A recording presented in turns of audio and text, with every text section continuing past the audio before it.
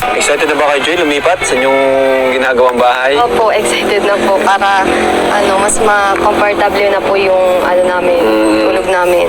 Hindi na po kami siksikan. Oo nga. Para po komportable na po kami pag na-CR kasi po yung CR namin hindi masyadong maayos. Ito CR nyo ba yan? Opo. Wala siyang lock. Walang- Ihian pa lang lang po yan. siya. Opo. Okay. Grabe kaya pala todo support ako sa mga carpenters natin na masisipag. Opo. Ayan mga kalingap, marahay na aga sa Indogabo. Sa mapagpalang araw sa ating lahat. Thank you Lord sa panibagong araw at sa mga ibibigay nyo pang araw para sa amin. Ayan nga mga kalingap, di ba? Kung excited sila Joy, syempre kasama tayo diyan sa nararamdaman nila. Excited din tayo, di ba? Kasi nga siguro mas makaka-relate dito yung talagang hirap sa buhay. Tapos imagine isang iglap, di ba? Dahil sa ginamit ni Lord sila Kalingap Rab para sa buhay nila Joy. Agad-agad is may bahay na sila. Imagine, isipin lang nila na mga ilang buwan lang matutulog na sila ng maayos, di ba? May CR na sila na maayos, di ba? Nakakatuwa.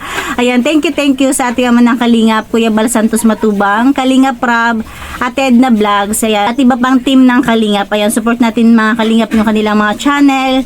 Don't skip the ads dahil doon man lang is makatulong tayo sa kanilang mga bahay, sa kanilang mga tiyutulungan, di ba? Ito na nga mga Kalingap, di ba? Dahil malapit-lapit na, nangangalahati na yung bahay nila Joy. Nangangalahati talaga. Ano ba yung plano? Ano ba talagang plano sa bahay nila Joy? Kasi sa mga nakapanood, di ba? Talaga namang naiiba. Simula ngayon kay Joy, naiiba na ang disenyo ng pabahay nila Kalingap Rab. Ayan, pakinggan natin si Super Mac at saka si Kalingap Rab sa kanilang pag-uusap about sa plano sa bahay. Pero bago yan, syempre, intro, pasok.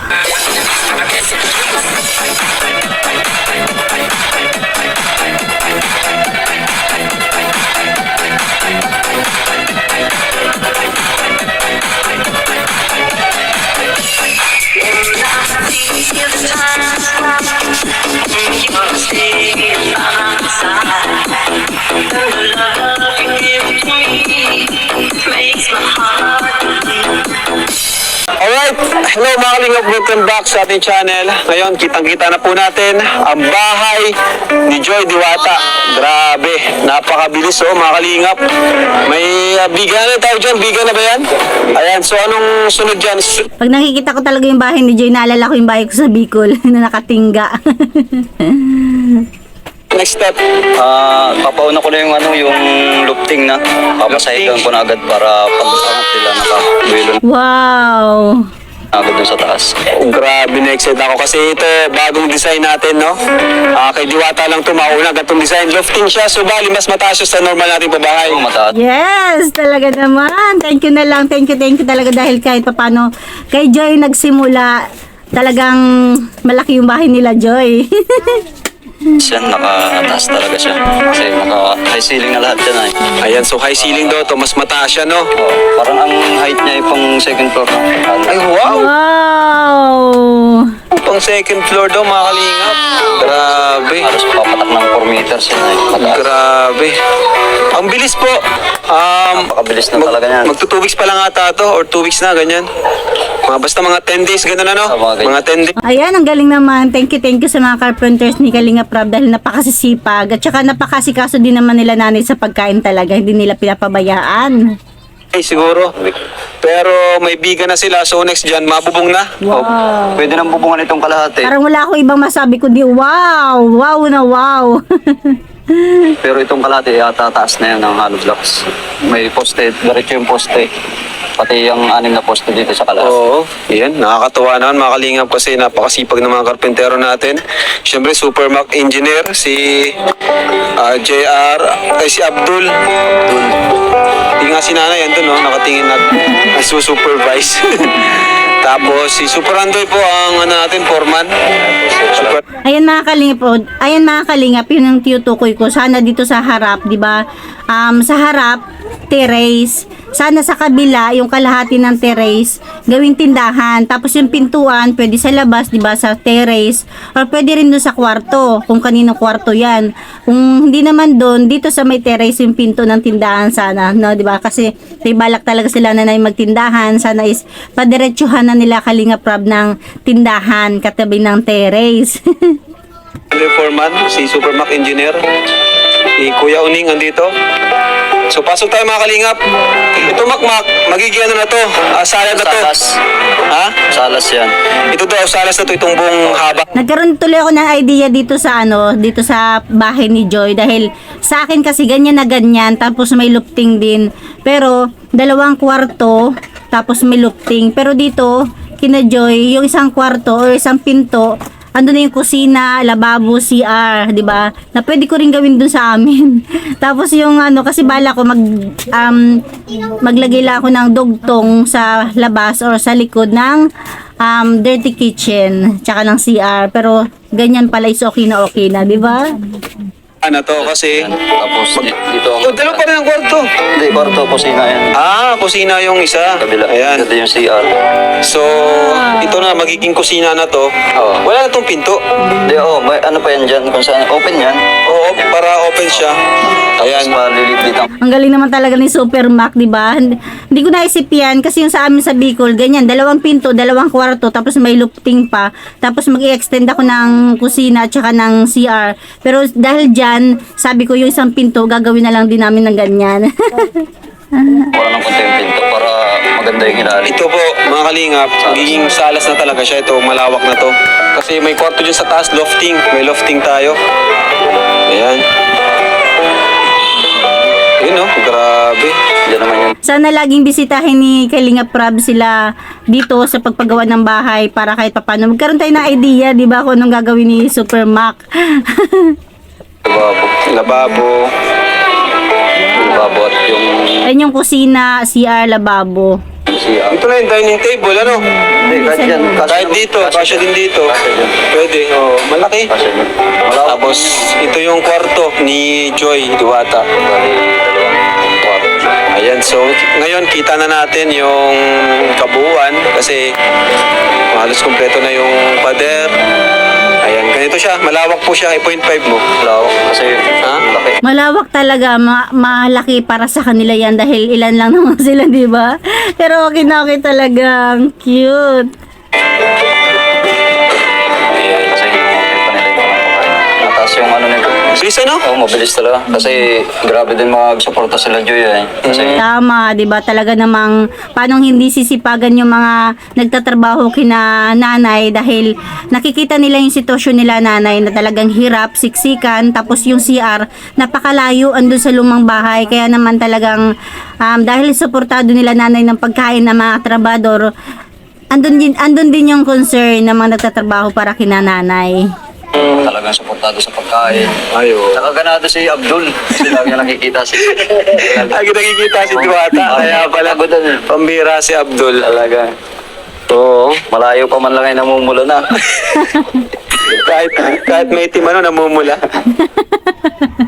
Ayun si Super Andoy, oh. Kaway. Yun. Super Andoy. Yung location nila, anong mapapansin mo? Maganda yung location? Maganda. Maganda kasi tabing kalsada, tapos maraming bahay. Kasi 'di ba sabi ni nanay, yung bahay, yung lupa na 'yan, parang luluti-lutihin na, ibig sabihin mas magiging marami pa siyang bahay. Oo nga. Saka, Clearingin naman yun. Pag gano'n na din dito, clearing na sa... pwede siyang magano ng dito, tindahan eh, no? Dito sana, dito pwede na dito kasi yung plano ko, ilalaro ko itong... Ayun nga pala, yung terrace nga pala. Ayan, may terrace din ito mga kalingap. Yan, sana yung terrace, katabi, tindahan. Tapos yung pintuan, sila nanay na yung bahala mag-decision kung ang pinto ng tindahan dun sa andaan nila sa terrace, hiwalay sa loob ng bahay, or dun sa kwarto ni Joy. Ayun, ang papa na parang pambagay din sa natin. Ayan, so Largo siya pag ano. dito, terrace, largo. Ayan, sana naman talaga, di ba, terrace, tapos tindahan. Kung nasa labas yung pintuan, dadaan sila dyan sa pintuan, papunta sa tindahan, or dun sa pinaka-kwarto, di ba? Ay, pa ganun? Ay, maganda. Pero pwede rin natin na gawin na hanggang dito lang yung... Hanggang dito lang, para sa Yan, Supermac, yun talaga, sana yan yung gawin mo, Supermac. Ang galing ni Supermac talaga. ang maglagay ng ano dyan, ay mga halaman. Pero ito open na to. May poste diwata dito. sa halaman. Ay, diwata baga mahilig sa bulaklak. May poste dito. Pero mas okay pa rin talaga yung naisip ni Supermac. Kalahati terrace, kalahati tindahan. Nakaka-excite. Sigurado mas matutuwa sila, nanay. Bali 3 poste. Doon sa 2 poste, doon lang may kasamaan. Kaya kung plano magkatindahan, pwede natin. Pwede. Pwede din. Saya din. Tsaka mas maganda kung magkakaroon ng tindahan sila, nanay, yung hindi kulob na kulob. 'Di ba? Mas maganda yung steel matting. Kalahati hollow blocks, tapos kalahati steel matting. Tapos medyo mataas din ang bubong mo kasi. Mataas ang bubong. Sobra. Nabiga. Sobrang taas. Taas yan. Standard natin. galing. Hindi, mas tumaas pa siya kasi inangat natin to ay. Flooring. Hindi nyo makakahingapan na angat ng flooring kaya. Tapos pamantay sa kalsada yung flooring. Na-excite ako dito. Kauna-unahang design natin, lofting. Yan siya. Diba? Hindi talaga basta-basta yung pagpapagawa ng bahay nila Kalinga Prab dahil talagang ultimong yung lupa, yung plat ng pagkasahig is okay na okay, di ba? Kasi kung basta lang sinunod yung lupa, mababa. Pero halos magpantay raw sa kalsada yung bahay nila, nanay, di ba? Iwas sa baha, tapos iwas sa basta ganun. Talagang okay na okay. Pre, by Engineer Supermac. Ganda ito mga kalingap. Talaga solid. Saka ang bilis. Talaga mataas yung bahay nila, nanay. Kami tayong nakaline up na pabahay kaya kailangan talaga natin bilisan. Binibusan nila kasi may mga nakaline up tayo, no? Tuloy-tuloy ang project. Baka naman di mo na pinagpapahinga yung mga karpentero natin. Puro pahinga nga yan. Puro pahinga pa nga yan. Partida. Di, importante din Ay, napansin ko yung mga bata na balik-balik. Parang sila yung nagtatambak ng lupa. Tinatambakan na nila yung lupa sa loob. Tinatambakan na nila ng lupa yung loob. kasi yung makapagpahinga, may pahinga sila, hindi yung bugbog naman sa trabaho. May oras naman sila ng pahinga. Tama. Sa tanghali may 1 oras kalahati ng pahinga. Pag break time naman sa alas 3 may 15 minutes na pahinga. Saka may pagkain na, kompleto na. Tama.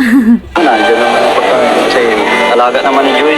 Alaga ni Joy. Diba Ayaw na talaga? nga ni Abdul dito umalis. Sabi ko Ay bro, ayaw na umalis na, no? Papaiwan na dito si Abdul. Ayaw na doon sa dait. Joy, kumusta naman Joy ang yung buhay-buhay dito? Sobrang saya po kasi po, ang ganda po ng bahay. Ngayon pa lang po nakikita ko na yung itsura. Komportable po para sa amin. Bagay sa Joy kasi maganda ka rin. Oh, yes, talaga naman bagay na bagay yan kina Joy dahil, di ba, kung makikilala mo nga si Joy sa ibang lugar, di mo mapapagkamalan na nakatira lang sa sira-sira ng bahay. Balaw. Wow, di ba? Merienda time na naman. Ayan. Merienda na po kayo. Pasensya na po kayo. Ito lang po yung kaya namin pamerienda. Okay lang yan. Okay, mga malagay nagmumula sa puso. Di ba, Kuya Jason? Ikaw, Joy, kain ka na. Naku, wala na! Wala kayo? Di ba? Talaga naman kahit papano tuwing pupunta dyan sila Kalinga Prab is asikaso nila nanay nila Joy. At kahit walang camera, di ba? Sabi nga ni Supermac, kahit walang camera, kahit sa likod ng video ni Kalinga Prab, talagang asikaso nila nanay ang mga trabahador, di ba?